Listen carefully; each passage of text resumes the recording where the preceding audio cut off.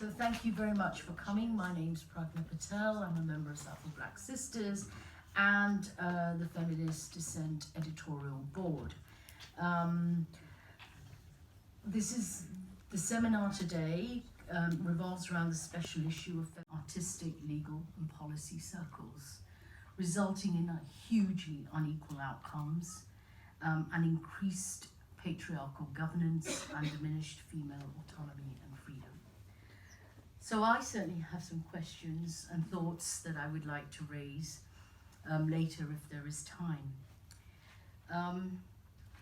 But what I do want to do is, without further ado, turn to the speakers themselves to elaborate on their critique of such binary framings and their impact on women's rights with reference to women's struggles in various countries.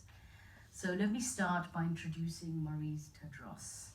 She is a professor of politics and development at the Institute of Development Studies at the University of Sussex.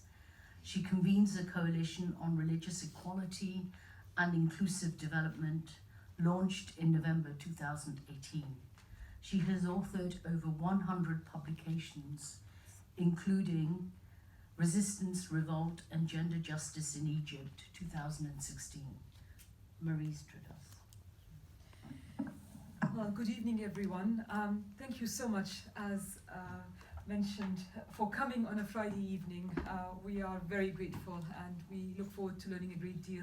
I want to start by thanking Feminist Dissent and thanking in particular Nira for her incredible openness always around agency, women's agency, around mobilization, around women's equality agendas, in how they were being framed, in particular in relation to these mobilizations happening in Muslim majority contexts. Now I'm going to say context because obviously Nigeria is not Muslim majority except in the north, but we found that there is a lot of resonance in the kind of muting of voices, circumscribing of spaces, and diminishing of understandings of what Hoda always reminds us are traveling critiques. What applies in one context and makes sense when you come to move it to another context has very different implications. So from that point, we gathered, and of course, each person will be introduced. But the point is, we had experiences from Egypt, from Tunisia, from Bangladesh, from Nigeria, from Pakistan. Even though they were all very historically and contextually different, we found the same kind of elements of how a particular narrative that was intended to be in its origin very progressive was inadvertently having a very problematic implication for the work. Now, I just want to also start by saying we chose Feminist Dissent because it spoke to two particular aspects that, out of feminist methodologies of being explicit about your standpoint, spoke to where we stood. And that is that we adopted each one of us, or adopt a feminist standpoint. Our starting point was, yes, that there are patriarchal power relations that we recognize are very powerful, that intersect with other kinds of power dynamics. The second is that with all the diversity of context that we spoke about, I forgot Bangladesh, of course, but this is a context where the same thing applied in terms of the narratives that we were challenging, is that we were all, in one way or other, entangled, if you like, involved in local emancipatory struggles of one kind or another. Whether we were based here and with very strong connections to our home countries, such as Sohaila and I, who are based here but who are regularly in Egypt and Bangladesh, or whether we are in Pakistan and Egypt and Nigeria and Tunisia, but we are affected by Western international development and academic narratives. So why did we call for a new interpretive framework? At the beginning, we thought we're critiquing bits and pieces here, but as we progressed, we realized actually we are talking about a new interpretive framework. When we talk about a new interpretive framework, this is not in any way to say that we need to totally erase the very important earlier feminist scholarship contributions, but we are saying that that scholarship, without meaning to, has in some cases circumscribed the possibilities for women's equality agendas being advanced in very challenging local contexts, and we'll talk about this more now. So our starting point was the fact that initially there was an amazing body of work which we totally agree with. None of us challenged it in terms of its historical accuracy or its relevance, which built on the work of Edward Said on Orientalism, which was on the otherization of Muslims, the otherization of those that are based in the Middle East, the otherization of Muslim majority context, and their critique of that otherization was very much taken in a feminist framing, which sought to address a very racist discourse about Muslim women and to expose it and to deconstruct it. Now, we all agreed with that. The problem is that, ironically, in the bid to challenge that otherization, without meaning to, a new set of binaries began to emerge in these narratives. And that set of narratives was that the Western feminists were being then pitted against the idea of the grassroots, religious, authentic woman in a Muslim majority context. By default, it meant that in that discourse, we saw that local feminist movements in those countries were being represented as immediately corollaries of Western feminist movements.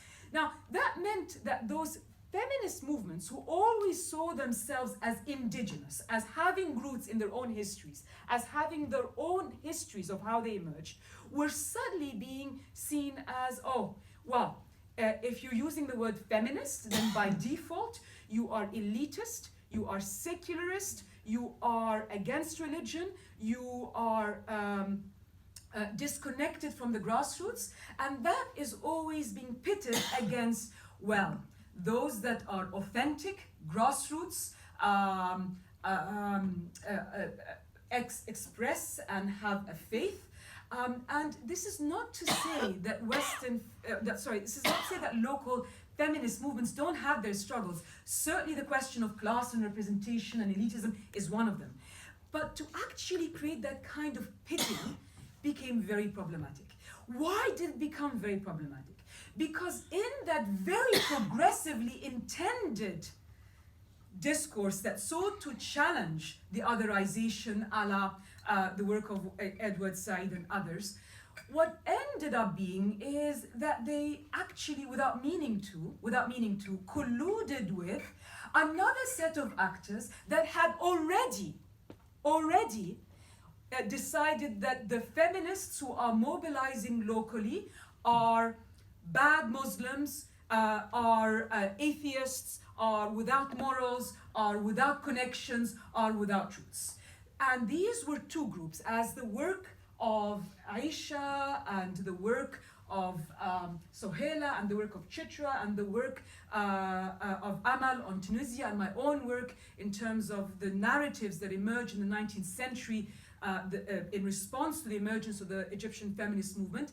They all said, look, these women who are calling for equality, these are the enemies of the nation. These are the enemies of Islam. And these were people who were not just engaging in academic critique. These were going out to the street saying that these feminists have to be put in prison or worse. So without meaning to, there was this collusion which continued to this day. So what ended up happening is in a number of spaces, international development organizations began to say, well, in order for us to engage with the authentic voices of the people, Let's look for those that are engaging through Muslim leaders, mobilizing through Muslim leaders, through Muslim leadership, because surely they are the ones that represent the voices of the women and men. The other issue that we began to find a great deal of a common thread across the different countries, which emerged in an academic environment, but again it became very important for us because it had implications on how activists saw themselves, and it had implications on, I would hate to use this word, but I will use it and I mean it, and I'm happy to share in coffee breaks multiple examples of it. Led to a censoring of voices, and that is the idea of anybody who dares critique the collective agency of women who mobilize under banners of religion has to be an Islamophobe, has to be lacking in appreciation for the wonderful flourishing of movements where women are expressing voice. Now, we recognize that the late Saba Mahmood's work was an attempt to say that any prescriptions put from Western feminists, imposed from Western feminists on the global South of what women's equality should look like, are going to miss out on multiple forms of agency. And we completely agree with that part of the argument. For all of us, any prescriptive agenda is very problematic, be it from the West or anybody else. But what we sought to problematize is the fact that while we will all defend the rights of all women and men to express their agency for whatever agenda they wish, the problem was that in advancing a certain agenda that sought to disentangle agency from agenda, what these narratives were doing was saying that even by default, even if these women are going out to call for a circumscribing of women's spaces, we should celebrate them because they're expressing agency. And what we recognized is that by disentangling collective agency from the outcomes for women's equality agendas, and anybody who's saying, but we need to look at what are they mobilizing for? What are the implications for the spaces that women have already? They were actually muting those voices that were saying, hold on, we can respect the right to mobilize, but we need to also talk about accountability for what they're doing for circumscribing cities. Let me give you a very practical example. The issue of when Salafi women go out to the street to say, we do not want women to participate in politics. It is a man's place. Women should not be sitting in parliament speaking for a community because that is wrong. Now, do we say, well, hold on here. They're expressing voice. Let's celebrate that. Yes, we need to defend their right to say their voice. But if we start calling every single local feminist who is contesting them an Islamophobe, every single feminist, indigenous feminist movement, one that is disrespectful towards religion or unappreciative of collective agency, then we are in trouble. And that was what was starting to appear in academia. We've had graduate students come and whisper in our ears in the Middle East Studies Association conference saying, we are really struggling here because every time we talk about that we need to look at what is the outcome, we are being told, we're being muted, we're being told you're not appreciating these women's agency. Finally, I think the third issue that we were challenging in this discourse is there was a time, a political moment historically, when the work that talked about do Muslim women need saving, there was a geostrategic moment in which the US assumed the moral police, in which the US was the player along the... But that moment has gone, and we haven't kept up with it by not talking about new interpretive frameworks that align themselves in a world where the US is no longer using women as an excuse for intervention. When they intervened very recently, they said this is about American citizens. They didn't have to use excuses. Now you could argue, well, it has always been about American citizens. Yes, the difference is they're now not using women as an excuse. They're just making it very blatant. The other issue is this is a world where we need to talk about the power of Saudi Arabia, the power of Qatar, the power of Russia, the power of China. This idea of everything revolving around the US.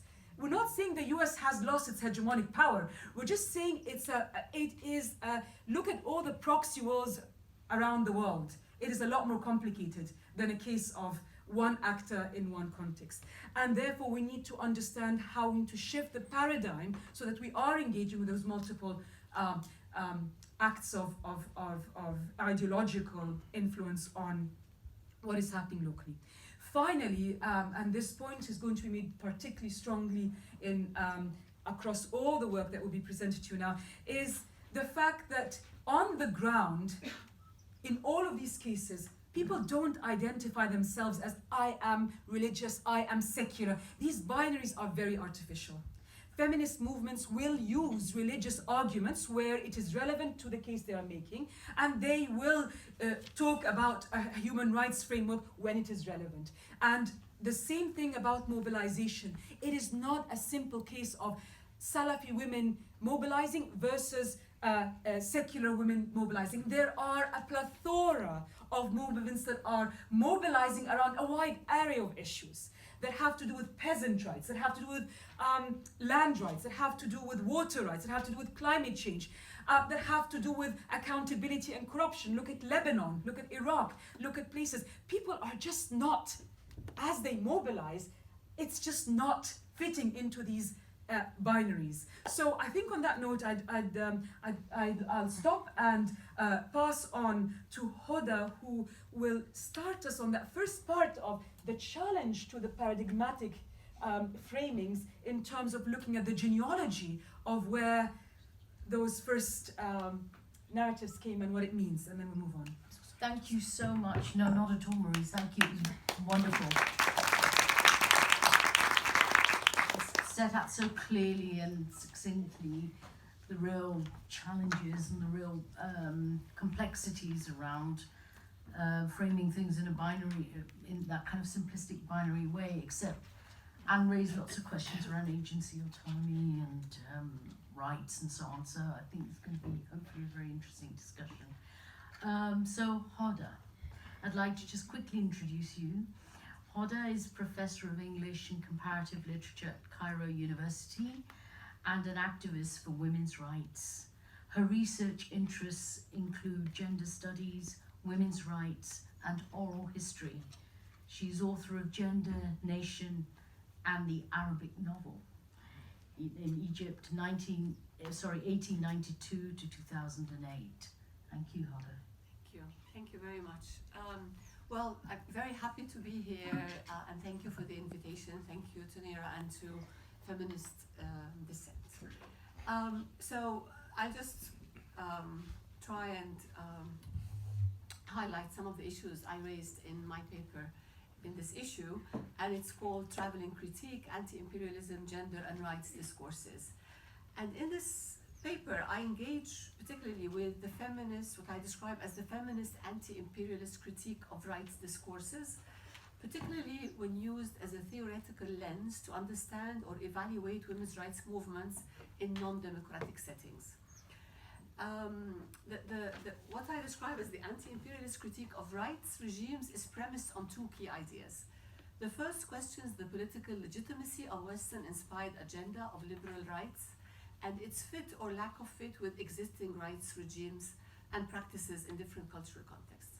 The second foregrounds the potential and actual propensity of rights discourses to be abused by imperial powers, and Maurice has just referred to this.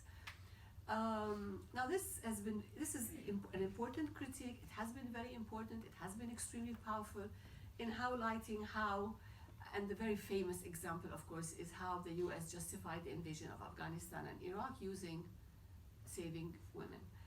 Now, my interrogation of this critique is grounded in the following propositions. These are my assumptions. That this critique is caught up in the locked binary of universalism versus cultural relativism, which is a form of meta-narrative that disregards the details, the personal narratives of struggle and accommodation, and the fragments of history that are absolutely necessary for an understanding of historical moments. This critique disregards the insights, and that's going to be my focus, gained from Edward Said's very important intervention about traveling theory, and how travel to another context enables a new process whereby the theory or concept is assimilated, new meanings emerge that are attuned to the new context. And that finally, in the many cases, the feminist imperialist critique is not very attentive, let me just say, not always attentive to the geopolitics of critique. That is, the meanings and consequences of critique that can be radically different in different contexts and against different power relations. And the questions I ask and I try to answer are, so how are ideas, concepts, paradigms change when they travel? What happens to ideas when they travel? How are they integrated or appropriated in new contexts? What are the implications of a critique when it travels and is used as a framework to interpret different realities? Who uses this critique is an important question, and for what purpose?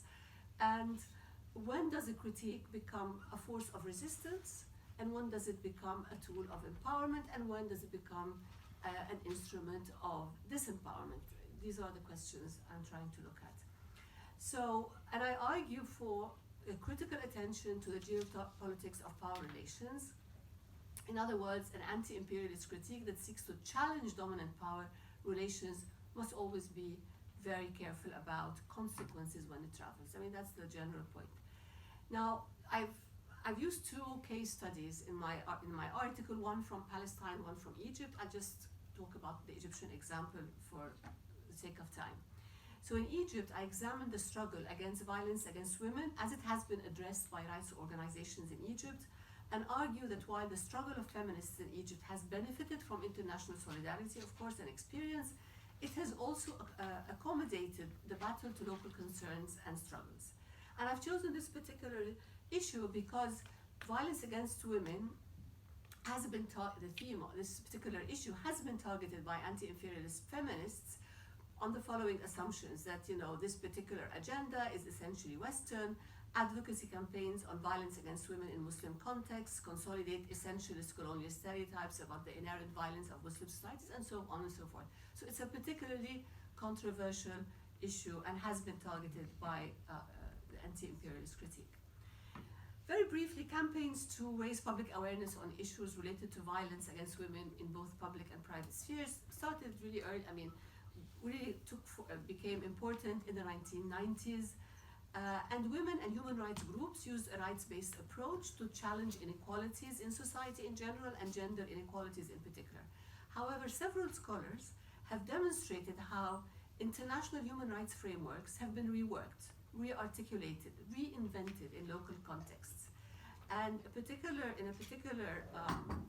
scholar, Paul Ammar, he looks at the work of Al-Nadim Center, which is a very prestigious, established human rights center that works on issues of torture, actually. It works on torture and sexual torture and police torture in Egypt. So it's a very credible and very prestigious human rights organization.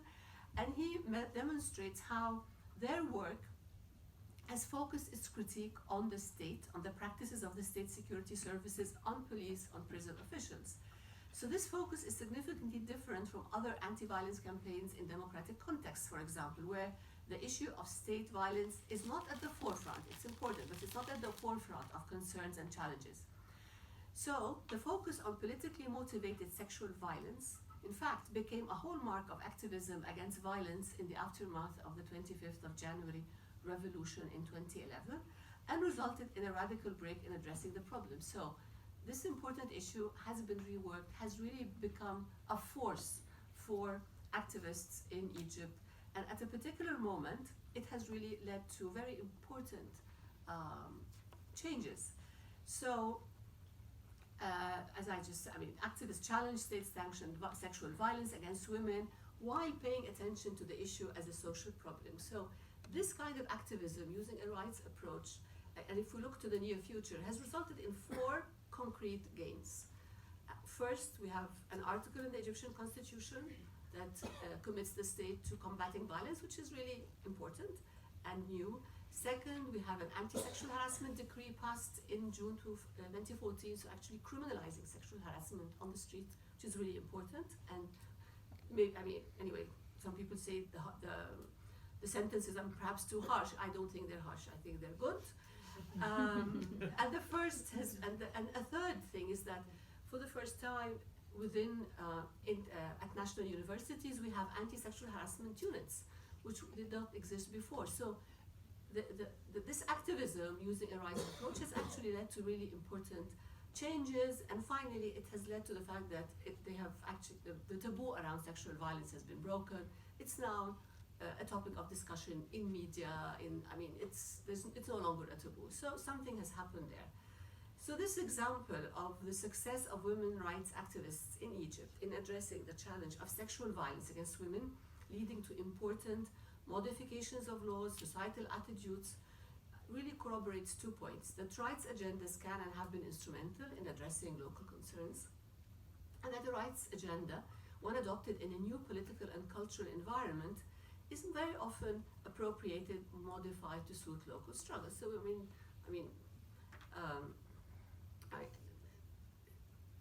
this is important. So now, so this idea that rights movements in post-colonial contexts are duplicates of Western agendas. I have to recall here Denise Candiosi's important article when she talks about the triple whammy of feminists in post-colonial settings, where either the secular Western, so-called secular Westernized feminists are targeted in many cases. So this is definitely, obviously there have been important interventions, and this assumption is erroneous practically and theoretically. From a practical point of view, and I'm coming to the end of this, it hasn't happened. Rights agendas have been adapted and reworked to suit local settings and respond to local needs. From a theoretical point of view, I contend that we need to foreground the relation between theory, practice, and power relations, or the geopolitics of theory. This is extremely important. And we need to address the challenges of context that limit or shape aspirations. And I come back to the question, who uses the anti-imperialist critiques of rights discourses in these contexts? So, as I'm quoting here, they're not used by the people whose rights are being violated. In Egypt, ruling regimes have repeatedly employed the anti-imperialist critique in order to nationalize and undermine the efforts of human rights groups advocating for universal rights to all citizens. If we think of the famous Laura Bush famous speech about saving Afghani women, okay, this is an excellent example of imperialist manipulations. However, we need to remember that this is a woman in a powerful position using or abusing a rights agenda to justify a war of aggression.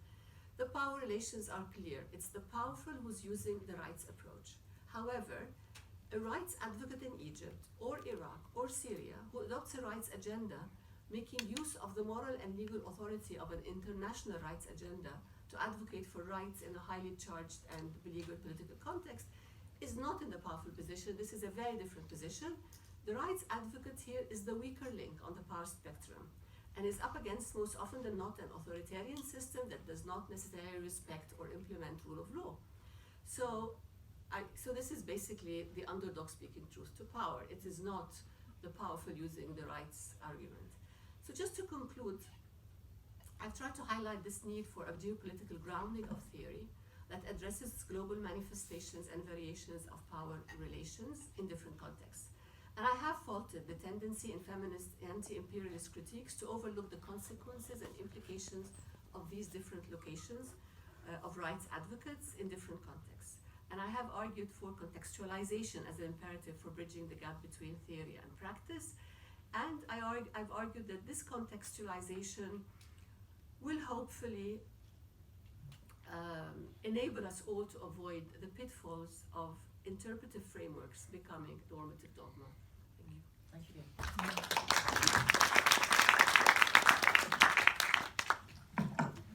Thank you so much, Hoda. That was really, really insightful. And I love the example because I think it's a rich discussion to be had around that particular, the tactics and the localization of the rights-based framework. Now, Sohaila. Yes. Sohaila Nazneen is an IDS research fellow at the University of Sussex, focusing on gender and governance, women's economic empowerment, violence against women, and feminist movements in South Asia and Sub-Saharan Africa. She co-edited Negotiating Gender Equality in the Global South, The Politics of Domestic Violence Policymaking, 2019. Sahela. Thank you. I'll go up there because I have pictures to show you, which might be. Is this on? I have two confessions to make. One is I'm a child of feminist movement. I was born to parents who were part of feminist movement. That's what I saw. That's what I grew up with. And I grew up with the misconception that women can do anything, and then I grew up and I realized, like, oh, there are lots of constraints. That other bit is I'm a political economist, so I have a particular theoretical bent, and that's how this research project started for me, based on which that I wrote this paper. So since I've made my confession, let's look at what I have to say. So the title of this is Binary Framings and Islam and Struggles Over Women's Empowerment in Bangladesh. So I'm focusing on Bangladesh. It's a country a lot of people don't know much about, other than we have fantastic microcredit programs and we do development quite well, and our fertility rate went down really fantastically. Right? But there's more to that than this, what the usual narratives, So let's look at what is in the paper. So basically what I try to argue in this paper is that a particular binary framing exists in terms of how we look at women's empowerment in Bangladesh and how we categorize women. And that has influenced how we think about women's empowerment, how we mobilize for it, what we do around it, and also the contested relation that exists between how we think about Islam and the relationship with gender equality, and I'll explain that. And I look at critical junctures in Bangladesh's history. So I picked 3 episodes in the paper. In this presentation, I will not go into details about them, but I will talk about what was the contestation and what was the outcome, as Maurice was talking about, because there were specific outcomes that affected state accountability for gender equality. So we will look at that.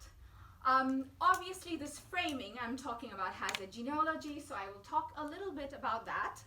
And I will talk about implications in terms of what Maurice was talking about. How do we think about expressions of collective agency when that happens? And what does it mean? There are specific implications, not just in terms of accountability, but also how we think about things conceptually. So that is what I'm doing in this presentation.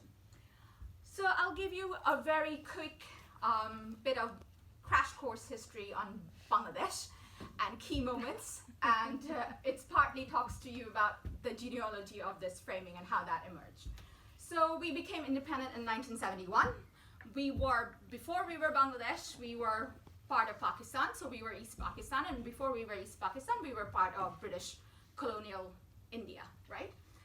And basically, as we emerged through a war, there was a lot of contestation around what it meant to be Bengali. Now, if you know about creation of Pakistan and India, you know that religious identity played a big role in creation of Pakistan. And for us Bangladeshis, in a way to separate what it meant was around our cultural identity, so what it meant to be a Bengali. So there was already a contestation around how do you then reconcile the religious identity with the cultural identity. So there's that contestation going on. Obviously, along with that, then with the creation of Bangladesh, there was the issue about then what is the role of religion in politics and framing of identity itself. Now, role of religion in politics, it came into, it became quite a contested issue, partly during the nationalist movement, partly because Pakistan was created based on religious identity, and if you wanted to move yourself from that, then there is a question about then what place religion has in national politics. once Bangladesh was created and the constitution was written, we declared ourselves as a secular country, right? And all kind of religious political parties were banned. Obviously, that reversed itself in terms of Islam was declared a state religion down the road, and also in terms of ban on religious political parties were lifted by military generals. So there's a particular reason behind why things happened the way they happened.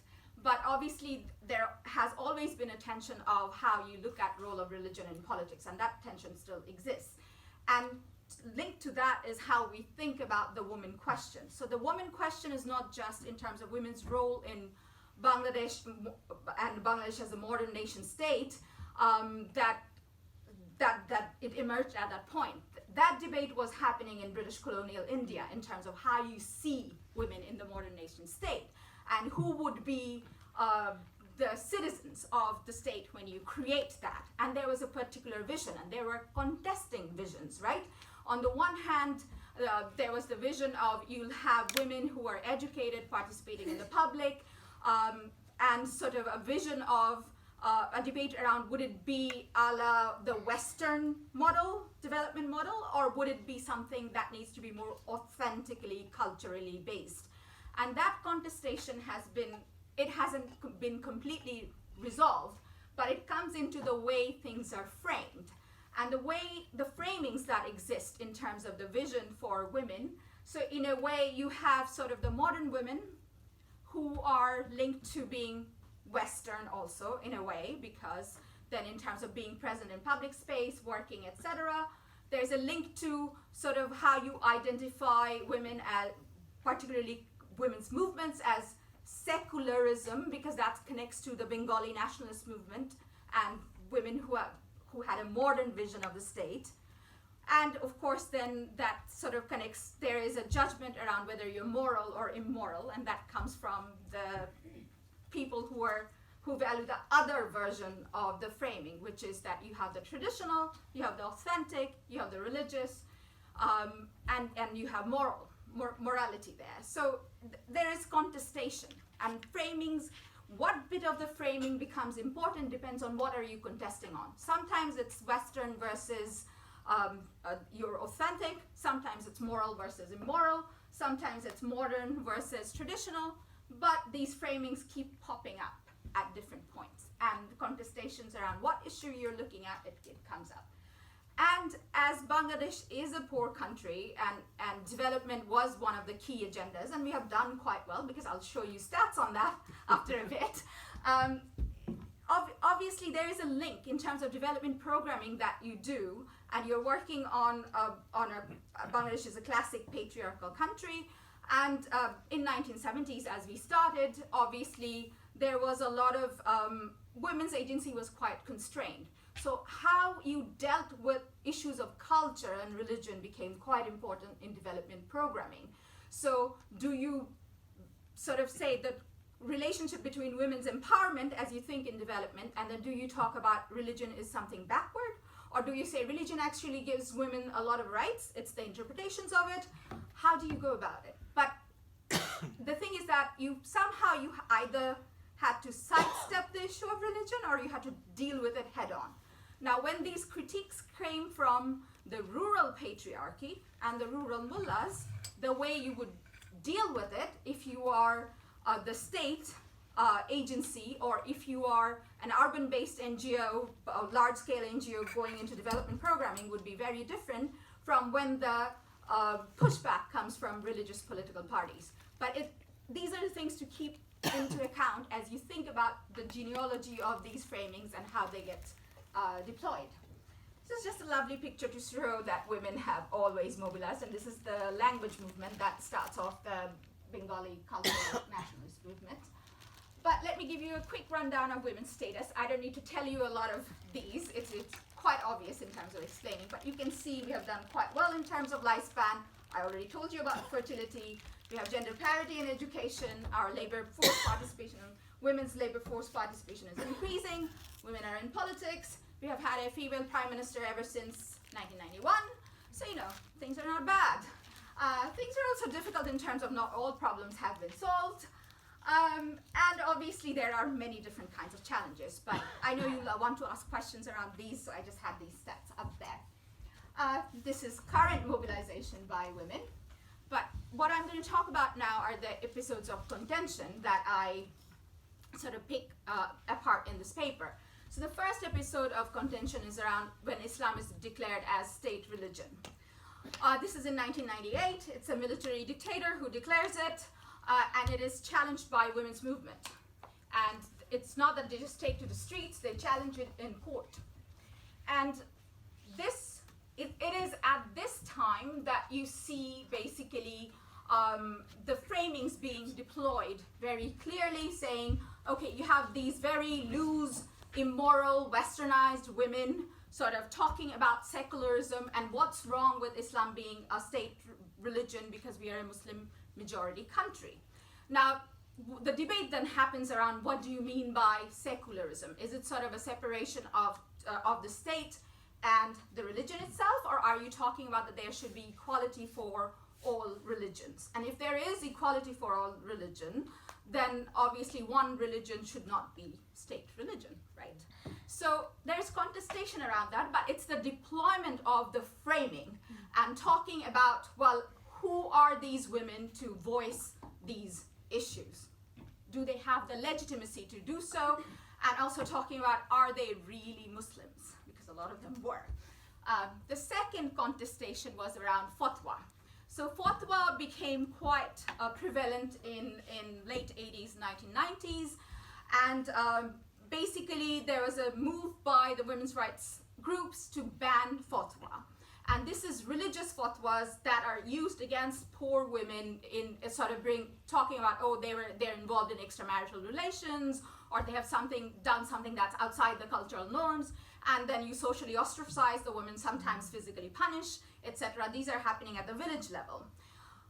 But there was also a very public case of a particular female writer writing and critiquing religion, and writing a particular novel, and that sort of led to a fatwa against her. And that created a lot of tensions in terms of how do you mobilize and do you talk in favor of people who publicly critique religion or not inside the feminist movement. They decided to publicly come out, but that, again, the framings are applied and deployed, and there is a critique about who are you, what are you authentic enough, are you moral enough? And the last one is about National Women's Development Policy, which is a policy, and it has faced different types of contentions at different points of time. But the clause that was most contentious was around inheritance. So the policy is declared in 1997. There was a clause that says that the state will try to ensure equal inheritance of women. That clause gets lost by 2004. But this becomes a key focus of Islamist civil society groups, that this policy needs to be out. And again, contestations in terms of who interprets women's rights and who has the right to speak on this. Now, given those episodes of contentions, how does it affect the way you act? I've already talked a little bit about how it affects the way you act, but also what are the implications of it? First is obviously for women's movement, you have to be always sensitive and talk about culturally sensitive framing, and you tiptoe around the issue of religion as much as you can because you don't want to offend and you want to have enough space to be able to voice your concerns. But that has an implication in terms of what you can talk about and how much of the agenda do you push. There is, of course, with the binary framing, the issue that comes up is, are you the legitimate voice? Who do you represent? Now, I'm not saying Bangladeshi women's movement or feminist movement doesn't have a class bias or doesn't have other types of problems in terms of representation, but the issue is who speaks for women and whose voice counts, and obviously there is a power relation there. I've already talked about what can be contested gets limited, what you can talk about. There's also the creation of the other. When you have the framing and you have one group as authentic, somebody who belongs, somebody who's traditional, then whoever is the other, so if you don't fit in that group, so So for Bangladeshis, if you're not a Muslim woman, or if you are secular, or whatever that you identify as that doesn't fit that category, then you're the other. And for you, then the other group that is traditional, authentic, whatever, they become the other. So there's a lot of otherizing by both sides, let's put it that way. There is also the issue about what Marie's talked about in terms of collective agency. So in the process of looking at contestations, I was looking at women who belong to the Islamic civil society groups, associations that are linked to Islamist political parties, and political parties itself. And as feminist movement and women mobilized around particular issues, and as NGOs got involved around these particular rights-based agenda, you also had a counter push to have women involved in those who were not for these particular types of reforms.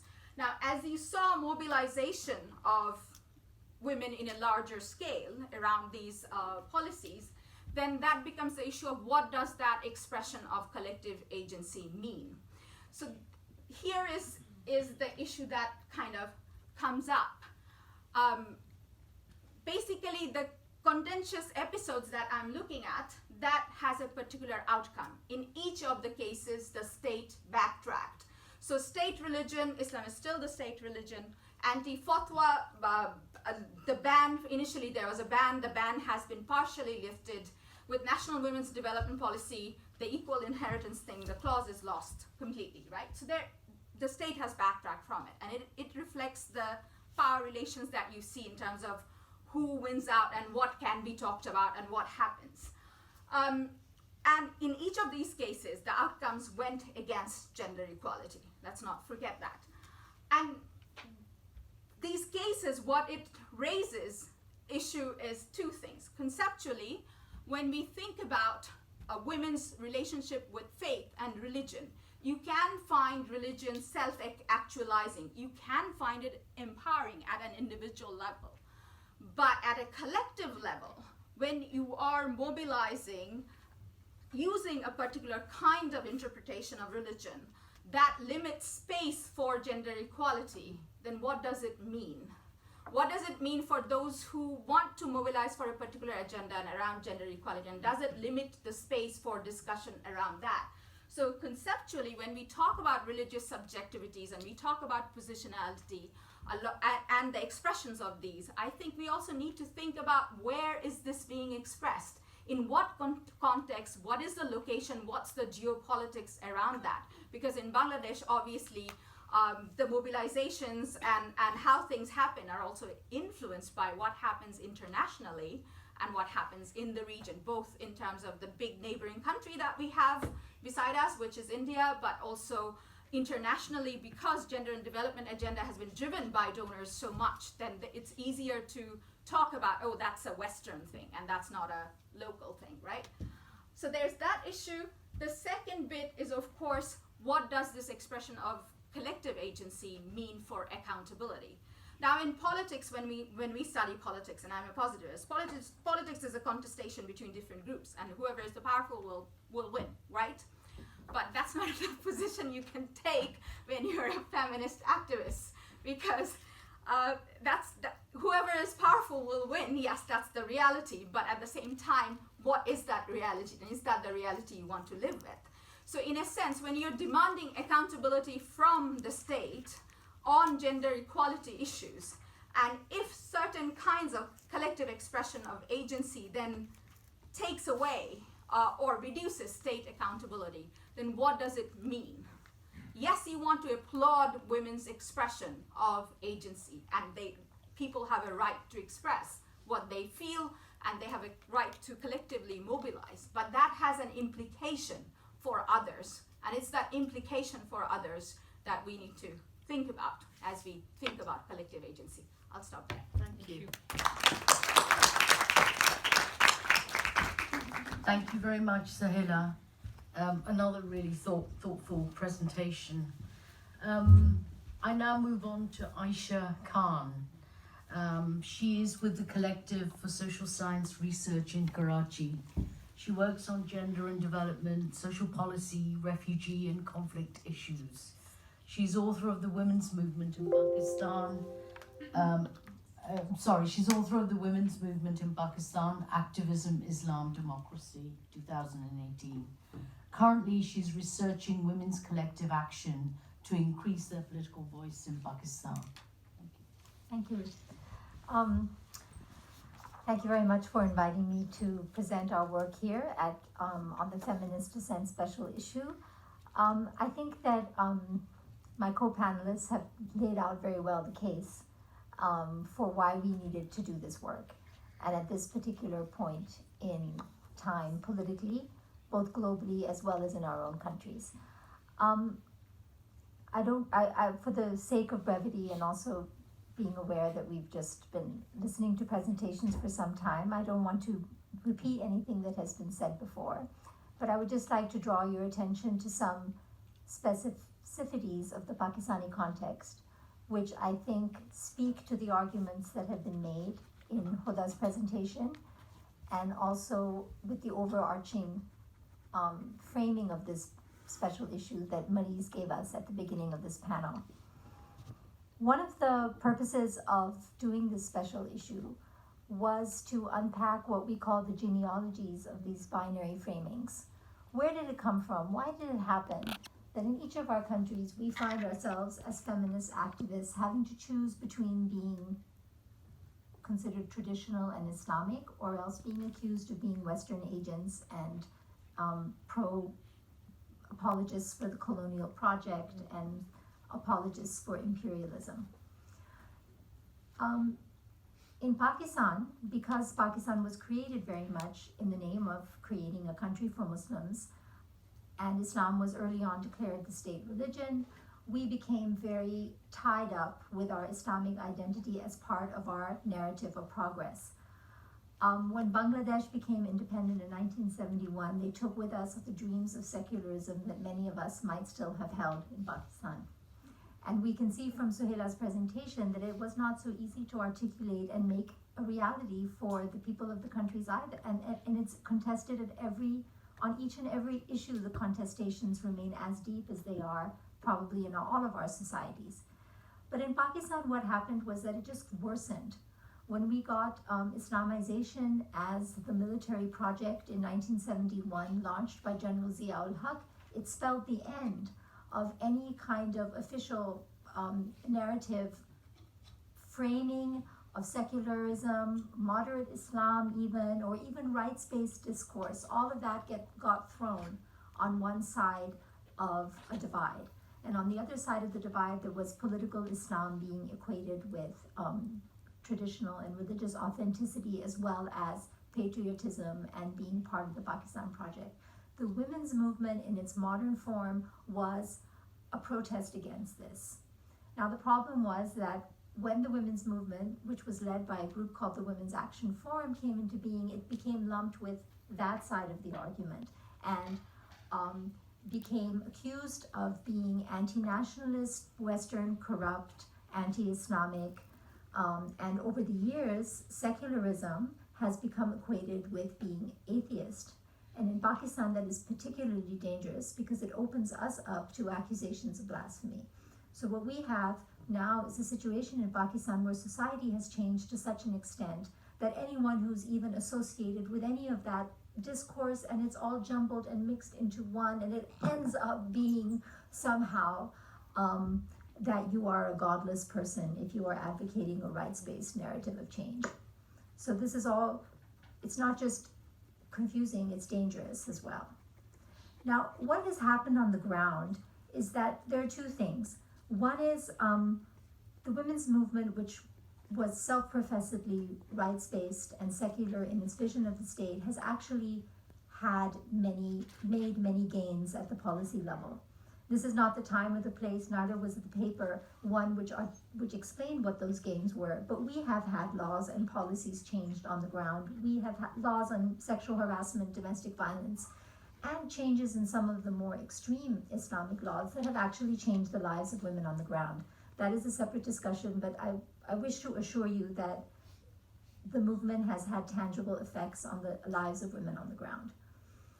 But the movement has failed to make the new case for why a rights-based discourse and why a secular state is valid in our context. And I think that while society has changed and women's agency within numerous proliferating Islamic groups has become the new synonym for what is traditional and authentic, that has a kind of political validity that a rights-based women's movement doesn't have. The reality on the ground has moved even beyond that. And our more recent work, some of which was touched upon in the Pakistan article that Nida Kirmani and I co-wrote, was about what are these gender justice mobilizations that are happening on the ground, and what language are they using? You have the Okara peasant women's struggle in Pakistan that is a struggle for women's and men's rights over land. You have the lady health worker movement in Pakistan that is the largest mobilization of women workers in the country for their rights as employees. You have women from the tribal areas in Pakistan that were the most affected by Talibanization in the whole country, the most victimized by the fallout of 9/11 on the Pak-Afghan border. They're demanding their fundamental rights based on a vision of a progressive leftist vision of what the citizen-state relationship should be like, and they actually just want to have their fundamental rights, but they're being accused of all kinds of anti-nationalist, treasonous acts. So you have in Pakistan grassroots, just gender justice mobilizations that are framed in terms of rights, but they're not necessarily framed in terms of feminist language. They are not framed in terms of a secular vision of the state, but yet they're happening on the ground. So I think that the binary does not explain any longer the reality of life, neither does it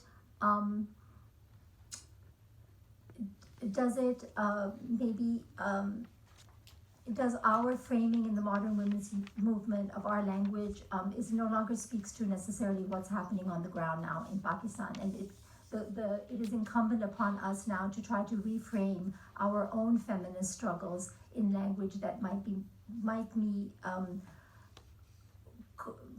allow us to rethink what secularism means in our context as post-colonial states which seek to be anti-imperialist at the same time and also resist any kind of essentializing of what Islam needs to mean in our construction of our nation. We haven't completed our vision of what kind of a nation we want to be, but it has to be something more than what we have articulated thus far. And I think what's happening on the ground helps to point the way for that. So I'll just end with those comments. Thank you very much.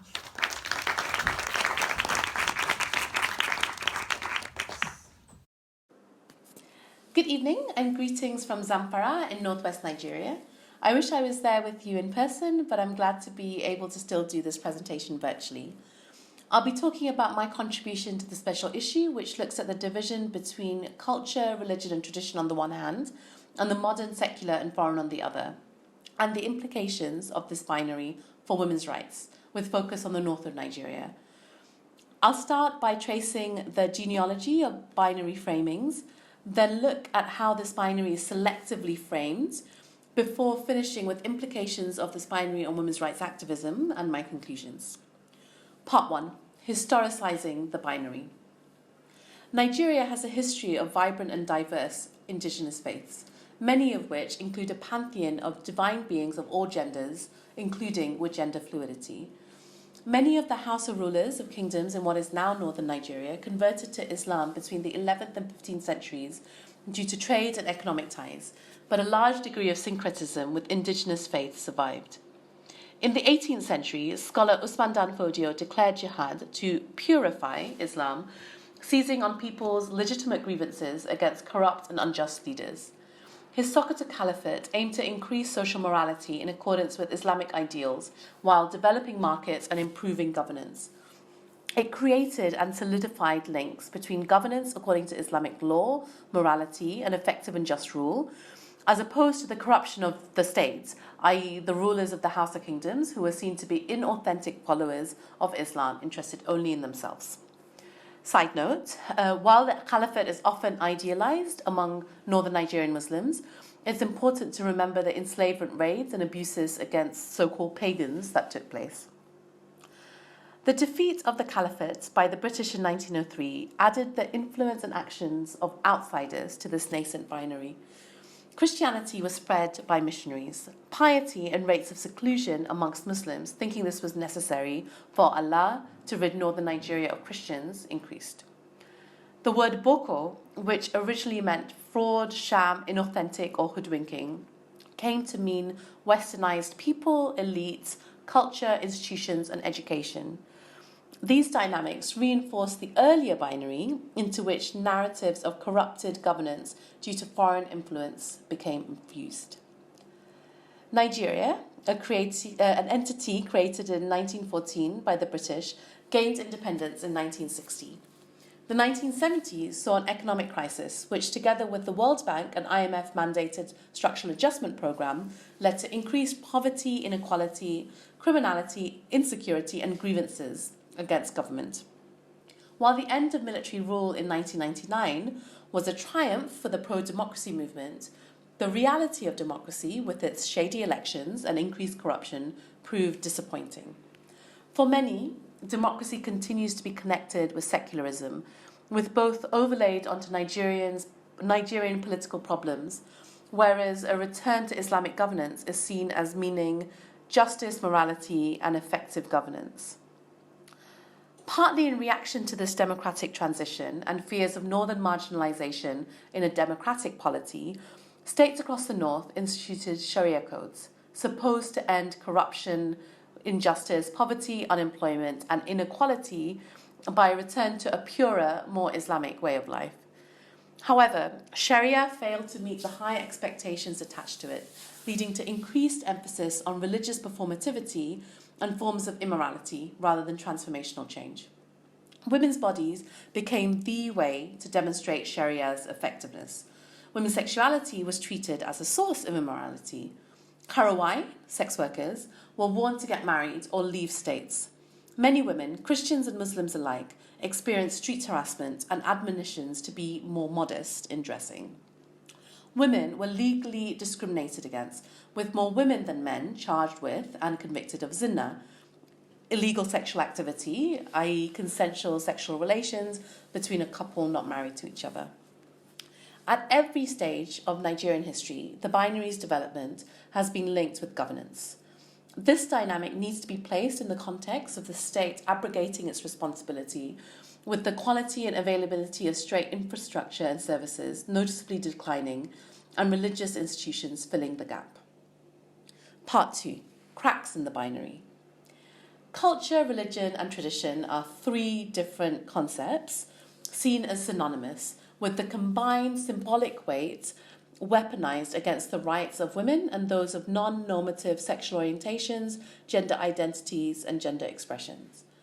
After all, Christianity and Islam came to the region through processes of conquest and conversion, and in some areas relatively recently, purposefully displacing indigenous religions in acts of cultural and physical violence that continue today. Moreover, with conservative and fundamentalist religious interpretations holding sway, we are witnessing deliberate erasure of culture, religion, and tradition, including through a process of what Karima Banoun quotes Hassan Rashid as calling Islamic globalization, displacing and de-Nigerianizing people's lived Islam. Binary framings also engage in historical erasure. Northern Nigeria has a rich history of women leaders, thinkers, and scholars, in contrast to present-day narratives about women's proper role. There has also been a considerable narrowing of what is considered permissible when it comes to sexuality.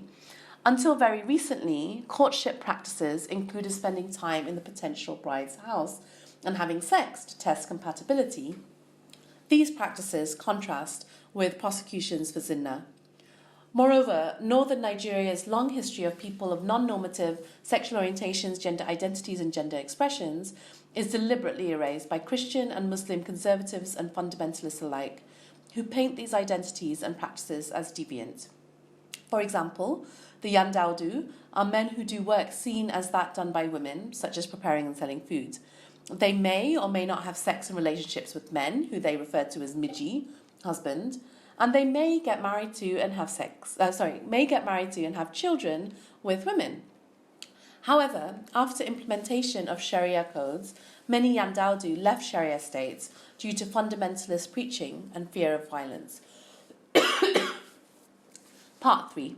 Beyond binary framings, activism on the ground. So, what does all this mean for human rights activism? In reality, women work separately and in coalitions of secular, Christian, Muslim, and interfaith organizations to push for women's rights. The choice of whether to work within a secular or religious framework can be as much a matter of strategy and circumstance as personal ideology. Activists make strategic choices, for example, talking of the need to be compliant with international law with government officials, making the case for action on violence against women and girls by stressing its incidence and their duty to act with the police, and using faith narratives when talking with religious leaders. Unfortunately, many women's organizations fail to challenge the profoundly patriarchal interpretations of culture, religion, and tradition that abound between these binary framings. Using arguments grounded in contesting these interpretations is not enough in itself, as prospects for change become limited to what's possible within religious frameworks. But this is a missed opportunity to combat religious fundamentalism and patriarchal entrenchment by keeping these spaces and terrain open. Yet, other women's organizations, including faith-based organizations, put forth interpretations of culture, religion, and tradition that promote and protect certain women's rights. They educate women, judges, policymakers, and the general public on women's rights within religious frameworks and encourage women to access their rights. Last week, I interviewed a young woman who brought home to me just how vital it is to do so. After years of neglect by her husband, she and her mother decided she would seek to divorce him. At this point, the husband showed up to take away their 4 children, ranging in age from 1 to 5 years old. He left the children with his parents in another village and went away somewhere else.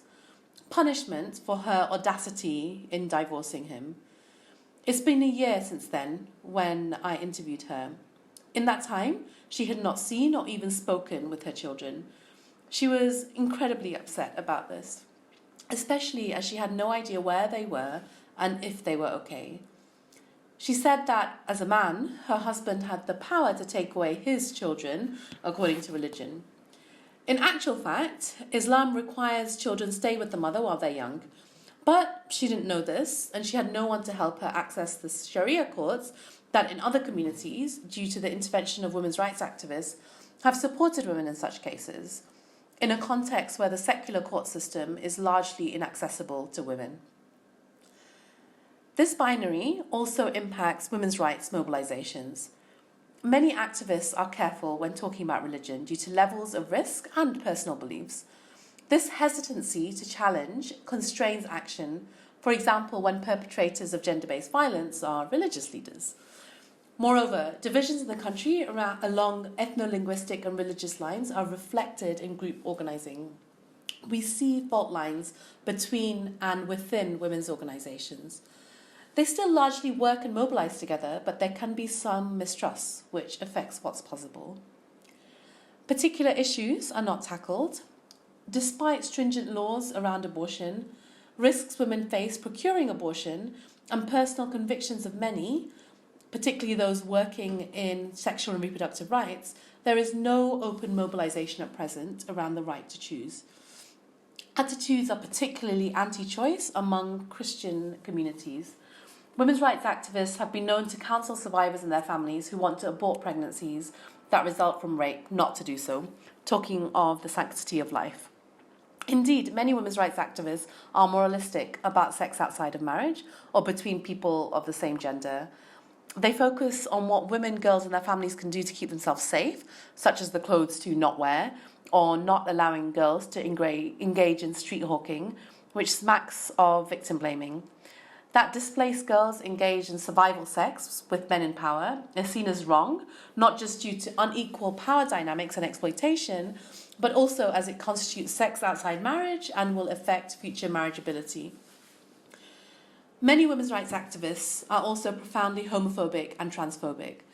I've facilitated workshops where activists have labelled lesbianism as a form of violence against women and girls and spoken of homosexuality as synonymous with paedophilia. Of course, not all women's rights activists feel this way, and there are feminists who are progressive when it comes to abortion and LGBT rights, but little solidarity and alliance building between women's rights and queer movements is dominant for the main part. These dynamics highlight another binary between issues such as sexual violence against young girls, early enforced marriage, and girls' education, where there's been some progress, and issues around sexuality and abortion.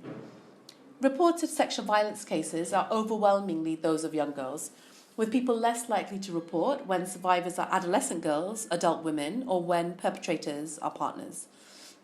This is unsurprising given attitudes around intimate partner violence and marital rape, and the victim blaming that many adult women experience. Limited progress made around women's rights is still on easy issues, for example, rape of prepubescent girls that provoke empathy and that everyone can agree is wrong. Many women's rights activists, whose analysis and mobilising does not necessarily equate to feminist activism, are unable, unwilling, or wary to challenge beyond a certain limit. This reality reflects the regressive nature of dominant thinking in society as a whole, as well as the influence of this binary on women's rights organising. Part 4. Conclusions. The binary, which first noticeably emerged during the Sokoto Caliphate, developed during processes of British conquest and colonisation in the post-independence era and with democratic transition. Democracy, secularism, and the corrupt nature of Nigerian politics became seen as inextricably linked and in opposition to just, moral, and effective Islamic governance. Of course, this binary is dissonant with past and present lived realities, but it continues to have weight. While women activists mobilise using both religious and human rights frameworks and are able to come together in coalitions to achieve some success, the progress made tends to be limited by binary framings and on issues such as the rape of young, innocent girls. Yet, it's important not to overemphasize the binary's importance. Gender discussions take place outside these frameworks. For example, social media is used to change narratives and norms. Although online spaces are limited in terms of access for the most marginalized women, and they can be sites of violence themselves, activists use new technology and social media and traditional media, such as radio, to drive forward conversations. During many of these conversations, religious arguments are ignored or sidelined. People themselves also tend to be quite pragmatic and humane. Last week, I spoke with a woman here in Zamfara about cases where women are abducted and gang raped by fighters when attacking villages and towns. When asked about what happens when they return, she openly told me that these women sometimes need abortions. She went on to say that the community knows religion does not allow abortion, but it's necessary in these cases or the women will never be at peace. Indeed, people themselves clamour for rights. The rights discourse resonates with many, and a binaristic approach has not been successful in winning over a significant proportion of the population, particularly those who are marginalised. The desire to combat early enforced marriage, for example, is present across the ideological spectrum, with even some Islamist activists conceding it's a result of poverty, ignorance, and incorrect understanding of Islam, and women at the forefront of fighting this practice. Change is starkest in northeast Nigeria, where conflict has led to fundamental societal rupture and attitudinal change. That women and girls have been left with the burden of providing for families and communities and with decision-making power has shifted gender roles and is starting to change gender norms. Despite protests of religious and other community leaders who are unhappy about these changes, many women desire education and opportunities for their daughters, pointing to their own inability to earn decent incomes due to lack of education and wanting their girls to be more self-sufficient and less likely to experience these same hardships. Women's rights activists would do well to build on these opportunities by utilising a range of strategies and approaches, as well as challenging the profoundly patriarchal interpretations of culture, religion, and tradition that abound within binary framings. Activists need to do internal movement work to centre feminist analyses, particularly around sexuality and sexual and reproductive rights, and link and work in solidarity with other movements. Focus should also be on facilitating discussion of how gender roles are changing and helping individuals, families, and communities adapt to new realities to mitigate likely backlash while expanding and challenging gender norms. Thank you very much for your time. Opening this up, we have about 45 minutes, maybe less, 40 minutes or so for discussion. And I'm sure there are lots of thoughts and questions. So what I will do is I'll take a group of questions, about maybe 3 each round, and then give the panel time to respond to them. If you would like to say who you are and where you're from, that would be useful. Okay, thank you. So, first one there. Hello, my name is Deva. Speak loud. Could you speak loud? I don't know if we have a roving mic. We don't. If you don't mind. Maybe stand up. Okay. Hello, my name is Dilrabo. I am from Tajikistan. It's a very small country in Central Asia. Maybe some of you don't know where it is. And I have been working in the field of women's rights and gender equality for 5 years. And the issue that you're raising here is very much resonates with me. Because living in a Muslim, it's not an Islamic country, but still it's a Muslim majority country, and Islam has a very much influence on women's rights there. So I have been facing this labeling, like being human rights advocate versus being a moral or immoral. And you made very good points here, but my question is, I understood the issues and the context, and I understand that there can't be universal solution because contexts are very different, despite the fact that most of these countries are Islamic or Muslim majority countries, but still, what could be the first step to challenging these issues? Thank you. Thank you very much. Alison? Yeah, thanks very much for all your talks. Really good. I just wanted to make a couple of points. One is actually to Maryse.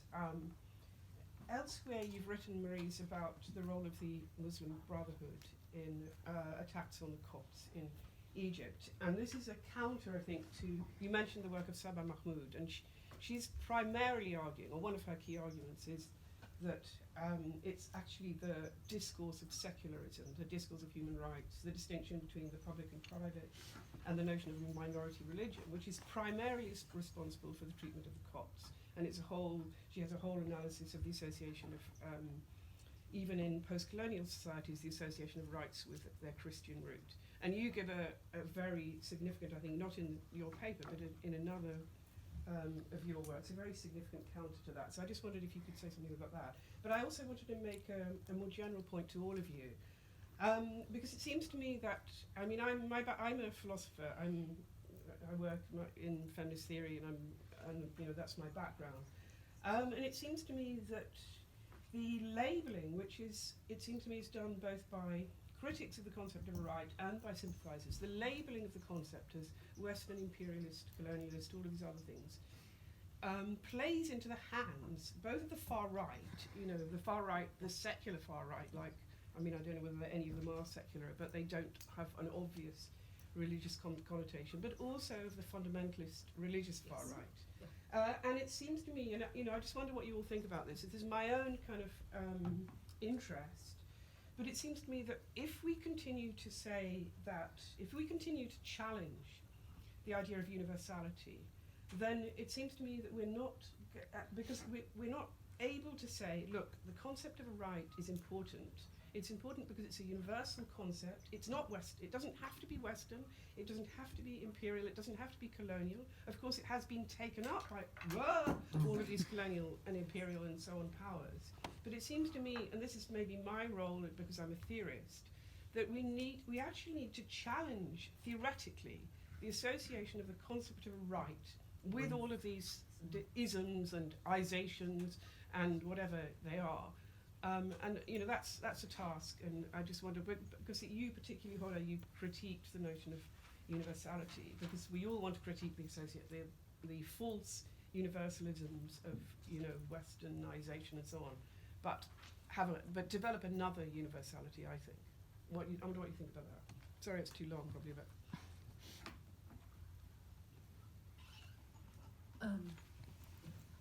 I'll take you in the next round, Lyra. Okay, thank you very much.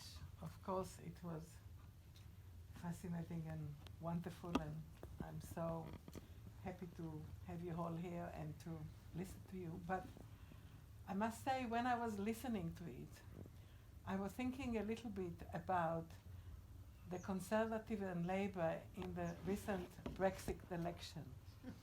The Conservatives had such a short and clear message, and Labour tried to resist it and talked about such a plurality and nuances and trying to change the agenda and to see the common beyond the Brexit, and they lost shockingly. And I think what has been happening here is that I absolutely more than agree. I mean, because this is something, of course, that feminist dissent impulse, and before Women Against Fundamentalism, we were all kind of struggling to fight against.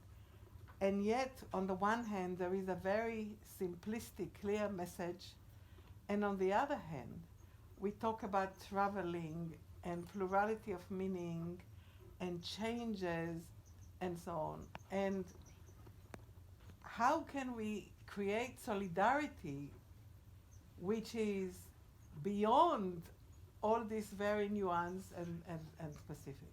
And this is an old argument between Alison and me, but I think it's important. We still yeah, love we, each st- we, think, we do. Just to talk about universality, or even just to talk about rights, I think is, in a sense, exposing ourselves to all these issues.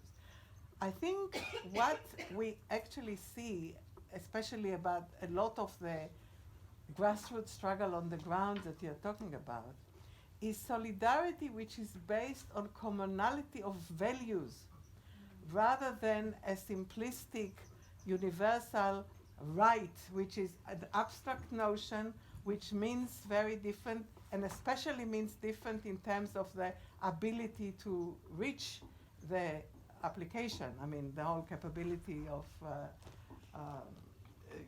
debate and all this. And this is why some of us developed the whole kind of solidarity based on transversal politics, not relativism, but not simplistic universalism that is not open to the nuance.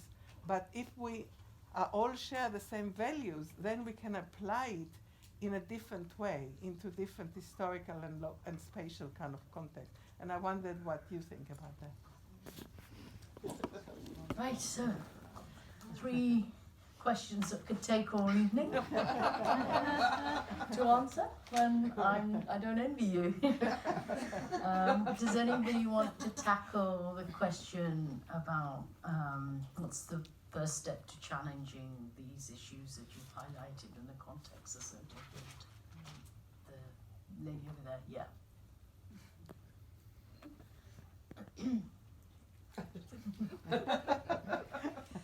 Right. I think the first step is to know the context very, very, very well. You need to know the players really well. You need to know what are their sources of legitimacy. And in any context, people have different sources of legitimacy. So that's really, really important. I think once you know that, then you know where they stand on strong ground and where they are on very, very shaky ground. The second thing is never take what people say as necessarily what they think or what's going on. I think we have all that has been done, all the wonderful work of Scott on the hidden narratives. They may say something, they may think something very different. And I think that's really important because they'll say, in our country, this or that, but really, there's a lot more going on there. I think in terms of challenging Islamists on what they're saying about women, and I think there are a number of things that different groups have found helpful in their context. It does not mean it will be helpful in yours. I think that's the issue, is that what works in one context in one point in time may produce a backlash and worsen the situation in another. But there are things about exposing the hypocrisy, because when people are acting in certain ways and they're saying things and acting in very different ways, people are not dumb. Even if they have no education, even if they're extremely poor, they are not dumb. People see through hypocrisies. The second thing is, I think, the issue of language. And maybe this builds on what Hoda was saying about the localization of human rights, because when we talk about the localization of human rights, it doesn't necessarily mean that people have translated human rights. What it does mean is that they have vernacularized human rights. And that is a process where people have certain fundamental essences that they then translate into words that make sense. I think that also builds the wonderful moment of reflection that Aisha was saying about feminist discourses. In the case of Egypt, and I don't know how, I think it would be interesting to hear what you feel about this, Hoda, because Hoda has a ton more experience and knowledge than me, is for many years we had these workshops in hotels and places where we talked about analysis and division of labor and gender this and gender that, and it was really helpful for people to think and reflect. But that language doesn't work on the ground. The language that worked on the ground was the language that young people invented and took to the streets, and it was not emanating from UN Women or UNFPA's frameworks of gender empowerment frameworks. It was language that they came up with. The street is ours. The street is mine and hers. Man up and don't harass her. These were all, and when spoken in Arabic, they rhymed, they made sense, they clicked, and they were things that were picked up. It was the graffiti on the walls. It was the songs that were sung. It was the vernacular expressions of people who didn't attend workshops, but who in essence believed in the fundamental bodily integrity of women and in the fundamental idea that whatever way you are dressed, whoever you are with, whatever context, you have the right to that public space unharassed. No excuses, full stop. And so that was that idea of there are human rights, but there's that vernacularization in ways and language that was very different from the feminist language, but that actually made sense. And I think that's probably where those spaces will then are able to just have that snowballing effect. Doesn't mean they won't be harassed, it doesn't mean they won't be called names, but that's just part of it, and you just have to move on. It doesn't answer your question because you'd have to look for those contextual entry points, those allies, and understand the context, but it just, in a way, indirectly, it kind of answers those questions together in a particular experience that we've had. And I think probably Aisha and Hoda would like to comment on that. And I'll comment briefly on the Muslim Brotherhood and the Copts afterwards, but I think just to keep that line going. Yeah, I just wanted to add one thing, and maybe as something for the younger generation to bear in mind, is that I think that the women's movement in Muslim countries like Pakistan was always very defensive because of the accusation of being westernized. We were more defensive rather than offensive about the politics behind the kind of Islam we were being fed by the state and the way the Islamic narrative was changing society. And I think it's really important to point out and call out what is the money behind the kind of Islam that is being justified by maybe the leaders in society or the state, depending on what your context is, because dominant narratives have money behind them, and the money comes from global politics.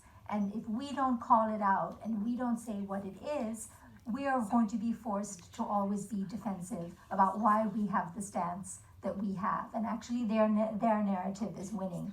So we began this discussion by talking about global politics and the pushback against Islamophobia. Well, we need to talk about global politics and the pushback against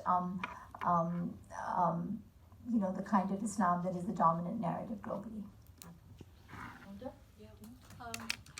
I think I'll try and I'll engage with what Alison and Nira just said, and I think I have critiqued. I don't critique universality. I'm very concerned. I mean, I'm trying very hard to think of how do we go beyond the binaries, really, the universal, because you can critique universality, you can critique cultural specificity. Both have played different roles and have had different impacts, and it's really, I think what we need to do is try and think beyond these binaries, and how do we do that?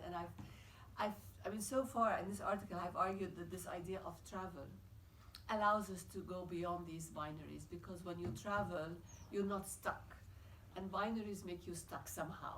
This is my feeling, and maybe this idea of travel, the in-betweenness, is something that we can work with. I'm not suggesting that I've done that, but I'm trying. And to also and maybe this idea of travel and not being stuck in a binary can help us also think about, recognizing plurality, because a lot of the things I like my article, I quote that, and there's this really interesting article by Joan Scott about reverberations, and she kind of unpacks some of the assumptions about, for example, what we describe. She says basically, when we talk about a French feminism, what does that mean? Let's look at Julia Kristeva and where she's come from. She's come from Bulgaria, she's brought all these ideas, and now, all of a sudden, we'll talk about French feminism, whereas in fact, if you look at the roots and the various influences, it's a very different thing. So I'm trying to think along these lines, actually, and to really try and understand a little bit more about the origins of ideas, origins of concepts, and maybe we'll be able to go beyond binaries. So that's. Did you want to come back on Just the Coptic? very quickly on the Coptic. It is very interesting because the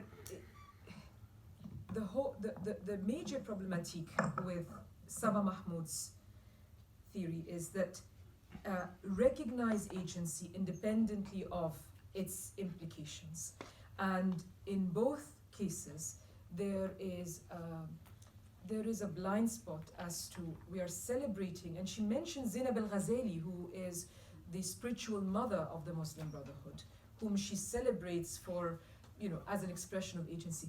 But it does not look at, well, what did that mean in terms of it? So they don't have to have a feminist agenda, but what we're trying to show that if we look at what Zainab and others were doing at that time, not every woman has to be a feminist. The problem is that this was an ideological project that was bent on annihilating the voice of feminists. And that was the issue. It wasn't that they were saying, we are non-feminist, we find feminism as toxic in our society. It was, feminists are corrupting our society. Feminists are calling for women to become lawyers in our society. Feminists are calling for women to be enter university, and they have to be eliminated. So I think that was the issue, is there is a right for women to adopt agendas that are not in conformity with what feminists, it is a question of fundamental agency. But it is that blind spot of not asking, well, what is it that they are advocating in terms of its implication for that idea of plurality of voices? And that is the same thing with the Copts, is that by blaming the Copts for whatever it is that they are engaging in, there was an obfuscation of the role of a particular discourse of, you're going to have to stick with our narrative of what a good Egyptian is, and that means you have to go into accept that being a good Egyptian is being a good Muslim, and that you will accept your place in a society that Islam and Egyptianism is the same thing. And I think that is the problem. It is not it is not her argument that everybody has to, that there's a celebration of wishes. It is that obfuscation of what is the impact of those multiple agencies in consideration of what a society would look like. Yeah.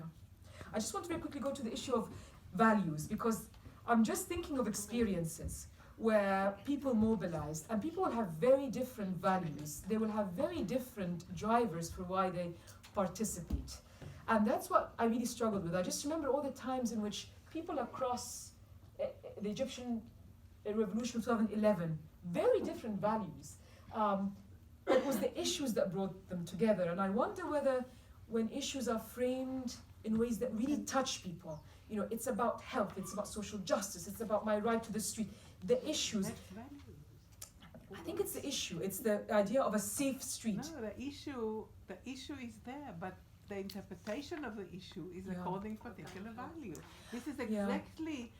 exactly was an example how the localization of universality is around local. I mean, Yeah. so you don't call it, well, but you say the street should be for her than his. This is the value. It's about safe street. It's interesting. I think The on the same example, Yeah, Yeah. because this is what transversal solidarity Yeah. is. But where is the demarcation between issue and across value? It's a very boundaries. interesting Yeah, conversation yeah, for future. Let's yeah. take some questions. Okay, there was a, you had your hand raised. So Denise, then you, and then there's so many. We're gonna try and get through as many as possible. So maybe the responses can be a bit shorter so we Yes. can get more Promise. questions in. Denise, Right. yeah. Thank you so much. I think, all the presentations I could totally relate to, but I think, going from the very interesting exchange between Nira and Alison, that there are two fundamental questions we've got to be able to answer. One, how did we get into this mess? and two, what are the political functions of these binaries? What purpose do they serve? On the how do we get into this mess, in Middle Eastern terms, we have to get to the root of the problem and go back to Talal Assad, who argued that secularism was an intrinsically Western and Christian, not just Western formation. And of course, implicit in this was this search for the non-enlightenment subject, okay? Now, the non-enlightenment subject, very interesting concept, of course, is the ultimate form of othering. In fact, it means that subjecthood can be compartmentalized in philosophically and empirically non-commensurate subjectivities. And you're forever then looking for representations of authenticity, which is a massive prison, obviously. And of course, a fundamentally reactionary project. We have to be able to say this openly. This is a form of politics, which, far from being anti-imperialistic, is radically othering. You have to, of course, anthropologists are forever looking for the ultimate other and discovering they're hiding their TV sets before the anthropologists come in. So this is, we must absolutely be clear about it. Pakistan have failed to mobilize the younger generation, after coming from the Zia's regime, and when there was reactionary politics, reactionary activism against the Zia, after that there has been a failure to mobilize the younger generation. So one question that comes to mind is, why then the political, like the use of traditional political Islam has been so successful when it has come relatively afterwards in Pakistan. The secular activism took place during the 80s, but the Islamic revivalism came in the late 80s, especially after 9/11, when you see more of NGO-based funding coming to the traditional political NGO-based workers. And so the question could be, so why is it really a class issue then, that all of these secular women activists are basically elite class women that have Western, this is the blame basically, that they are all Western educated and imperialist agenda. So if that's not the case, so my question would be, why political Islam, the use of political Islam has been so successful in organizing and mobilizing the women activists like women against oppression, like Muslim women against oppression in these kind of faith-based narratives, why they have become so successful, and what can be the alternate that the right-based movement can come up with, and do they have really come up with an alternate that you can see? Thank you. Good question, really good question. Okay. There was another. Should I take one more? Or would you want to? Is this? Yes. So I just wanted to reflect on this concept of universalism, of finding some sort of universal solution. Not that I have a question, but I'm strongly against it in the sense that I really wouldn't see how some Western feminist ideologies would fit into, let's say, my African feminism. In fact, in more cases or not, I've just seen them to be quite destructive in terms of the slow, granted very slow progress that some African feminists are doing in their own respective regimes. And I appreciate the fact that we should think in terms of values, but the argument that I've seen against feminism, especially in the East African context or in the Afro-Arab context, is the fact that feminism is seen to be something that is so fundamentally against values. Now, I come from a very secular country where, faith isn't exactly the problem, but culture is at the center of people seeing feminism as this very obstructive Western force that's going to come and sort of change and shift the dynamic of privilege that definitely the patriarchal society benefits from. And sometimes I think in the feminist discourse, or certainly the feminist discussion, is that we talk and we discuss so much of how has this succeeded and we haven't, or how has this progressed and we haven't, but are we realistically assessing whether or not any of these people who are privileged against the feminist success of feminism are willing to let go of that privilege? It's really I really just see it as whether it's a faith-based narrative or if it's a culture-based narrative, it's the issue of men or a system that is privileged or benefits from, looking for a word. Status quo. Pardon? Status quo. Yes, the status quo basically, who benefit against the progress of feminism. Would they ever be really willing to give up that privilege? Okay. Okay, so 4 questions. Does anybody want to respond to these? Point taken. Okay. So what about that question about an introduction about the political functions? So the introduction lays out why we are doing that and the functions. We'd love to get your critique when you have a chance to read it. and the question of why is political Islam so successful? That was for Sohaila and Aisha. Yeah. So I think we did allude to that. Why is political Islam so successful, especially in mobilizing young women in Pakistan, for example, to join faith-based groups that have these very conservative political agendas, even though they might not overtly say so, as well as women joining religious political parties, which have got a lot of power in the Pakistani political scene. But the answer is in the money. In my view, the answer is in where did all the money come from to fund all of these activities. There has been unchecked amount of foreign funding coming mainly from Saudi Arabia into Pakistan that has never been even audited.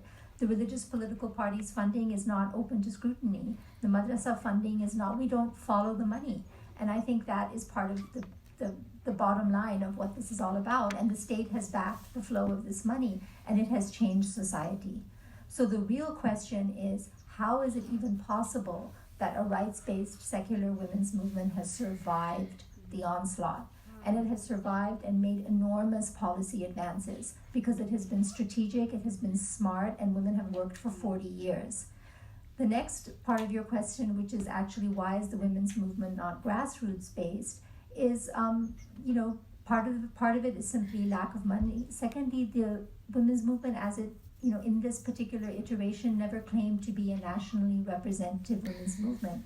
The real answer to your question is in look at what's happening on the ground and the kind of social justice mobilizations. If we're talking about principles and common values and what transverses the boundaries. I think the common element here is social justice, and the social justice mobilizations that are mobilizing women in the grassroots in the hundreds of thousands are there in Pakistan, and they're happening. Now, whether you can say that the one type of women's feminist movement is representative or linked with that or not is another question, and it may or may not be. They may not be linked, but the point is that these mobilizations are happening on the ground. So the real question is, how is it that this has even been possible given the lack of state support, state space, and funding? And these movements are still happening. So survival and resilience mobilized through the call for social justice is the real story here.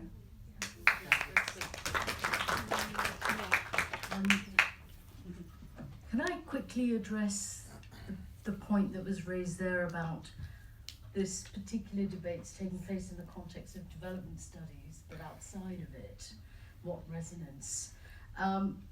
I can certainly speak about the fact that we face the same dilemmas in the context of working at sort of community level, trying to provide services to some of the most disadvantaged, marginalised women in the UK, and trying to empower women, to inform them of their rights, and to help them facilitate access to state support and welfare support and so on.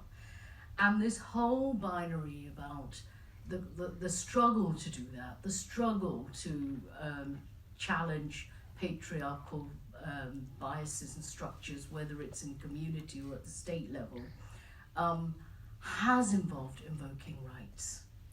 To challenge this, one has had to adopt a rights-based framework. Whether you like it or not, it is the only framework we have at the moment that we can use effectively. And that does depend, I think, on invoking the international human rights framework. That doesn't mean that it is just a Western instrument, because one of the things that we try to address when we've been accused of being Western feminists, elitists, imperialists, is precisely this binary of secular versus authentic, traditional.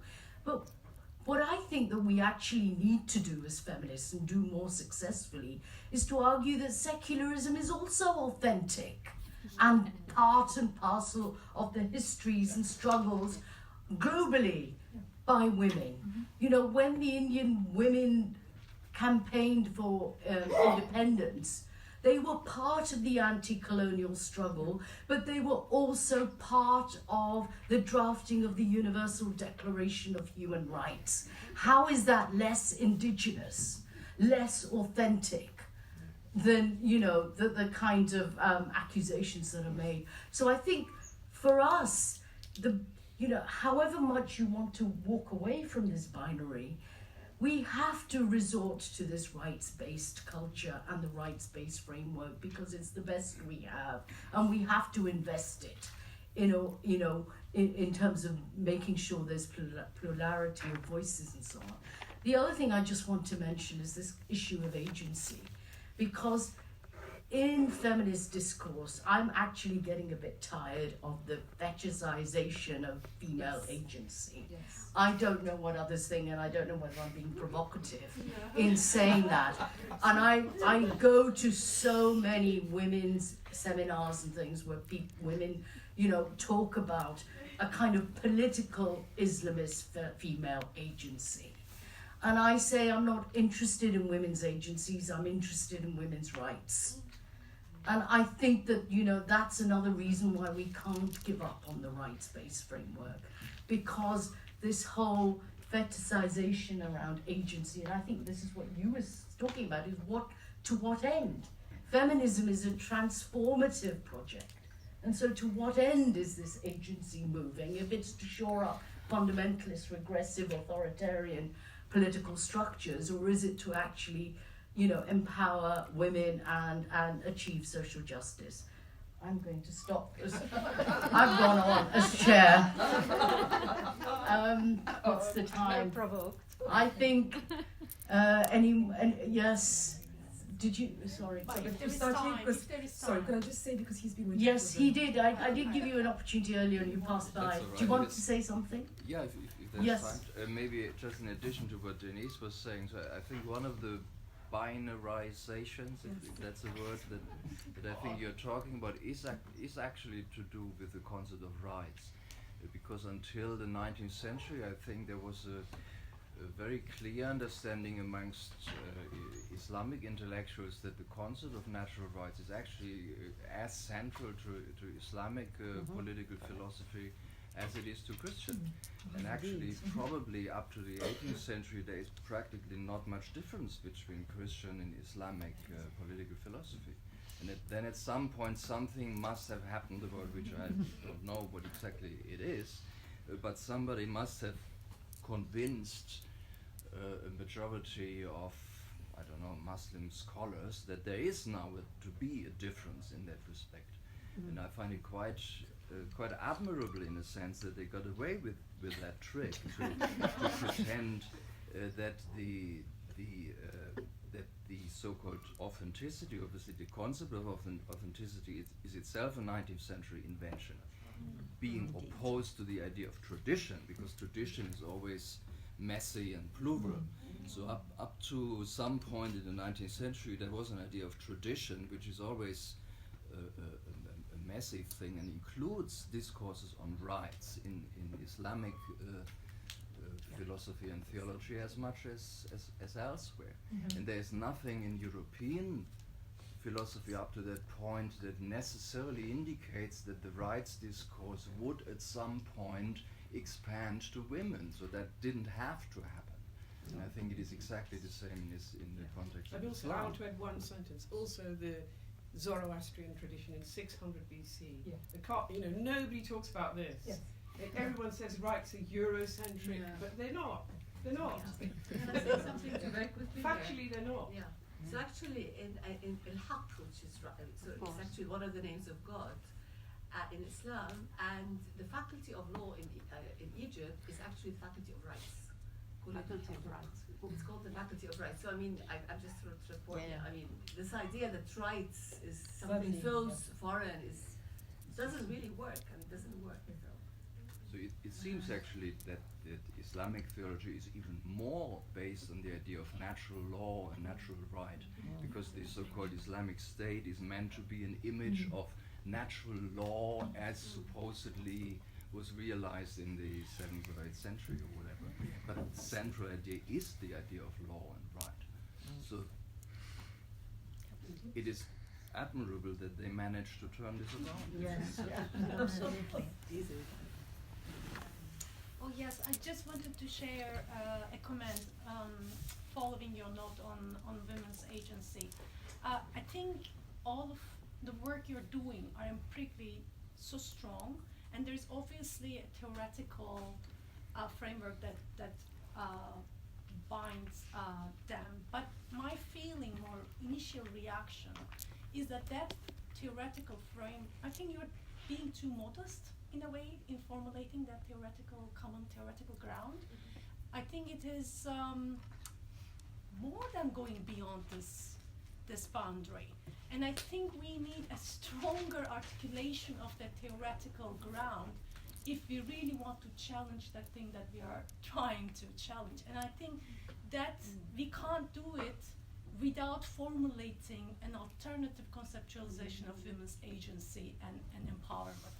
Otherwise, we will be stuck, we will be dealing constantly with this hegemonic understanding of women's agency. Because it's just a comment, I don't have an answer, ready answer myself, but I'm just really struggling myself in my own work countering that conceptualization, because in fact it's quite strong and it works. So, I mean, reading the data. So I think we need to come up with an alternative conceptualization. I just wanted to think a little bit further about, I think Hoda, you touched on it, and I think Wagner, you touched on it as well, this idea about whether we are actually opposed to binaries as a way of thinking about things, or the way in which these particular binaries are constructed.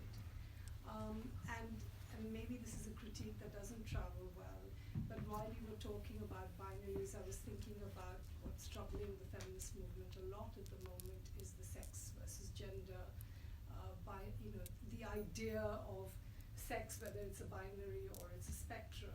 So whether it's the absence of nuance when something is constructed as a binary is the issue, is what I'm trying to sort of grapple with in the presentations that you've made. Last one, I think. What strikes me in all of these debates that have been happening, and when I read, as Denise was talking about, that this is a kind of a regime, and I think academia has played a very, very important role in bringing us to the place that we are, that we have to discuss these binaries, and all our articulations are, the way we are discussing it, are in opposition to those binaries. And I think when I read that, and when I, on the ground, even the way our questions are formulated, I find that this desire to find an other that is completely incommensurable, that you can never understand beyond culture, this desire that is so much represented in the shades of post-structuralist, post-colonial theory that has been coming for so on. And if we don't tackle that particular desire and trend, then we are still in a way open to the attacks then that come on. So, sometimes I find that one reaction that we pose is that these binaries are problematic because, these are not politically beneficial, and because on the ground they don't work that way, they're not well represented and all of that. But on the other hand, I find that if we don't address that philosophically or theoretically, then it's not a long-term solution. We're again gonna have to grapple with the same kind of articulation that they give to us. Okay, so if people would like to either respond to the last set of comments and questions, or a few final words each. I think we do final words because okay. the questions are quite big. It's not that they're not important questions, but given shorter time, it's difficult to do that. So, shall we do final words? Yeah. Do you want to start at the end? Yeah. Okay. So, let me start with I already did a confession, so the last bit of confession. I'm not an anthropologist, neither am I a philosopher, and I don't have any qualms in terms of being absolute. Rights are absolute. You either have it or you don't. Equality is absolute. You either have it or you don't. And there is no negotiation around that. That's point number one. Point number two, given I'm a political economist, yes, values are important, and so is solidarity, but there's also the issue about what is your interest and what are the incentives behind that.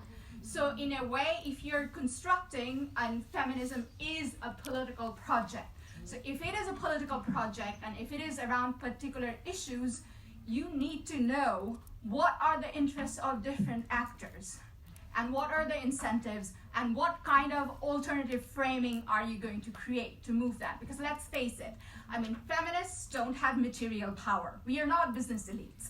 Sometimes we have organizational power. We can do unruly politics and have the numbers on the street. Sometimes it happens, like in 2011, for example, but not always. Our movements are smaller, our organizations are smaller.